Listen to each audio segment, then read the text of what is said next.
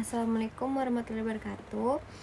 Perkenalkan, saya Zara Nabila dengan NIM C0D024. Di sini saya akan menjelaskan sifat mekanisme pemotongan pajak. Baik, di sini langsung masuk ke jenis-jenis pemotongan pajak. Pertama, adanya PPh pasal 21 yang dimana dipotong dari penghasilan berupa gaji, upah, honor, dan tunjangan. Subjeknya orang pribadi dalam negeri.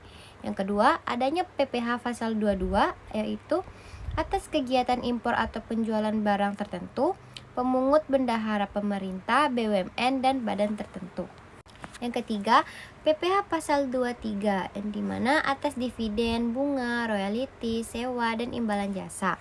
Dan subjeknya wajib pajak dalam negeri atau orang pribadi atau badan. Yang keempat, adanya PPh pasal 24.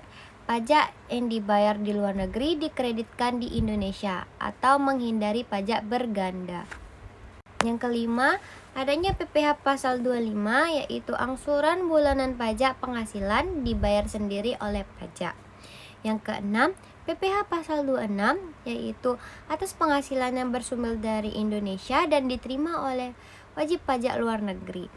PPh final atau pasal 4 ayat 2, pemotongan bersifat final, contohnya bunga, deposito, sewa tanah atau bangunan, hadiah undian, jasa konstruksi.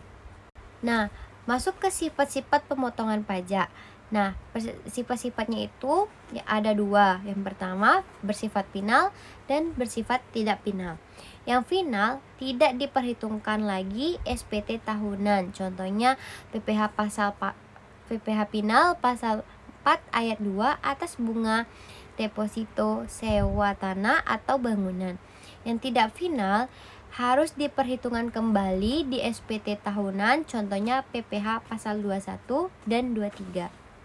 Nah, sifat-sifat pemotongan pajak itu juga ada wajib atau mandatory, yang dimana pemotongan pajak bersifat mengikat secara hukum bagi pihak yang ditunjuk sebagai pemotong atau pemungut pajak. Jika tidak dilakukan, akan dikenakan sanksi administrasi maupun pidana sesuai ketentuan. Dilakukan sumber penghasilan withholding at source, pajak dipotong langsung saat penghasilan diterima atau dibayarkan, misalnya perusahaan pemotongan PPh dari gaji karyawan setiap bulannya. Di sini mekanisme pemotongan pajak. Yang pertama, menunjukkan pemotongan pajak. Yang kedua, hitung dan potong pajak. Yang ketiga, setor ke kas negara atau e-link. Yang keempat, lapor SPT massa atau e-link atau SPT. Yang kelima, terbitkan bukti potongannya. Oke, baik, langsung masuk kesimpulan lagi. Jenis pemotongan pajak di Indonesia meliputi beberapa pasal, antara lainnya yaitu PPh pasal 21, 22, 23, 24, 25, dan 26, dan PPh final pasal 4 ayat 2. Masing-masing memiliki objek subjek tarif berbeda sesuai ketentuan undang-undangnya. Yang kedua, sifat pemotongan pajak. Pemotongan pajak bersifat wajib atau mandatory, dilakukan langsung di sumber penghasilannya, mengurangi penghasilan penerimaan, dan hasil pemotongan harus disetorkan ke kas negara. Pemotongan dapat bersifat final atau tidak dikreditkan lagi, maupun tidak final dapat dikreditkan dalam SPT tahunan.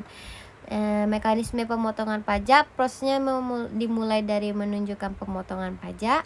Kedua, lanjut ke pemotongan saat pembayaran. Yang ketiga, lanjut penyetoran pajak ke kas negara melalui e-link. Lanjut yang kelima, pelaporan ke DDJP melalui SPT massa. Lanjut langsung ke pemberian bukti potongan kepada penerimaan penghasilannya. Baik, sekian materi saya yang saya sampaikan. Maaf jika saya ada salah kata. Assalamualaikum warahmatullahi wabarakatuh.